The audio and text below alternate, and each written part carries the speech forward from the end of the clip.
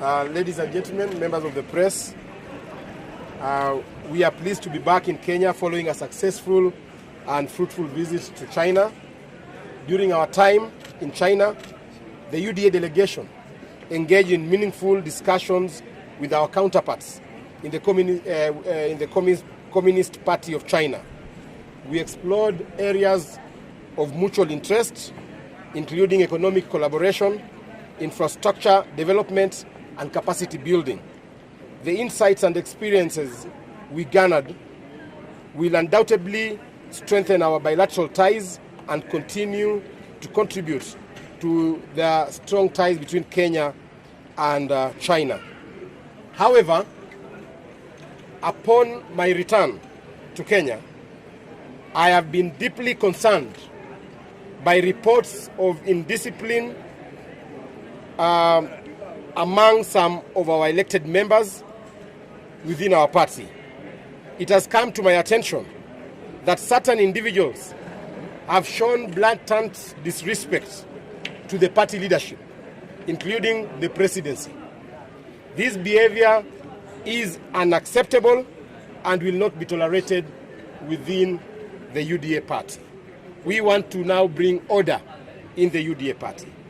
I am specifically addressing the actions of the following members of the UDA party. 1. Githunguri Member of Parliament, Honorable Gathoni wa Mushomba. 2. Nyeri Governor, Honorable Mutai Kahiga. 3. Kapsaret Member of Parliament, Honorable Oscar Sudi, and a host of MCAs who will be calling them for disciplinary measures at the party. Your recent conduct has not only undermined the party's unity, but also disrespected the leadership that you pledged to serve. Let this be a stern warning. Desist from such actions immediately. And we are saying that should this behavior continue, the party will take disciplinary action against the above-mentioned members. Additionally, it has also come to my attention that some cabinet secretaries have been involved, or rather they are involving themselves in political activities. Contrary to the law, which requires them to remain apolitical, Honorable Moses Kuria, the Cabinet Secretary for Public Service, Gender and Affirmative Action, your primary responsibility is to serve the people within your docket. Should you wish to engage in politics, you are welcomed to resign and join the political arena. Similarly, Honorable Kipchumba Murkomen, Cabinet Secretary for Roads and Transport, your focus should be on addressing the pressing issues in your ministry, particularly the repair of roads damaged by the recent floods. Serve the people or step down from your position and return to politics.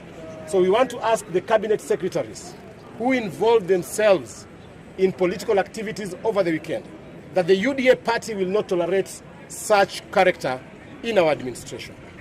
Our president is keen to implement his manifesto.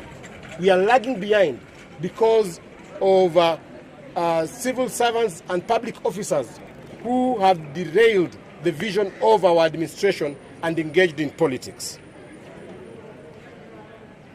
The importance of party discipline and respect for party hierarchy is mandatory. Any form of indiscipline will not be tolerated within the ranks of UDA party. We must uphold values and principles that guide our party to ensure we deliver on our promises. Lastly, we have certain groups within the UDA party that are fueling the disunity in the UDA party.